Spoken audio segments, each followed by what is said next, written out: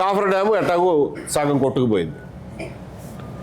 అప్పుడు 2020 నవంబర్లో సిడబ్ల్యూసి అప్పటికి నిద్ర మేలుకుని ఒక మీటింగ్ పెట్టి హడావిడిగా దీన్ని ఏం చేయాలి, దీన్ని ఇప్పుడు ఎట్ట సరి చేయాలి అని చెప్పి అప్పుడు ఆలోచనలు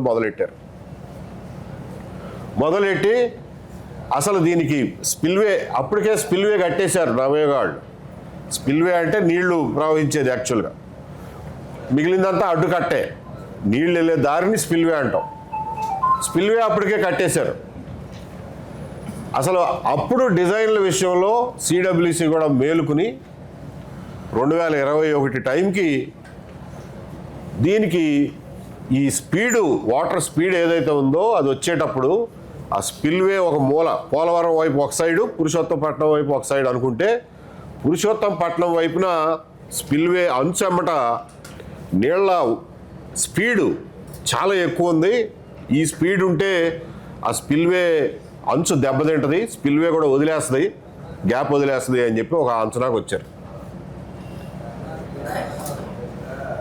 మ్యాక్సిమం 3 మీటర్లు పర్ సెకండ్ స్పీడు నది భరించగలదు. అట్లాంటిది ఈ టర్బులెన్స్ వల్ల ఈ నీళ్లు అటు ఇటు చల్లాచెదురుగా రావటం వల్ల రేపు పొద్దున అడ్డుకట్ట కట్టినప్పుడు నీళ్లు ఇటు వస్తాయి కదా, ఆ వచ్చినప్పుడు ఆ అంచెమ్మట 13 నుంచి 15 మీటర్ల పర్ సెకండ్ స్పీడ్ అందుకుంటుంది నీళ్లు అని చెప్పి అంచనా వేశారు, మోడలింగ్ చేసి, కంప్యూటర్ మోడలింగ్.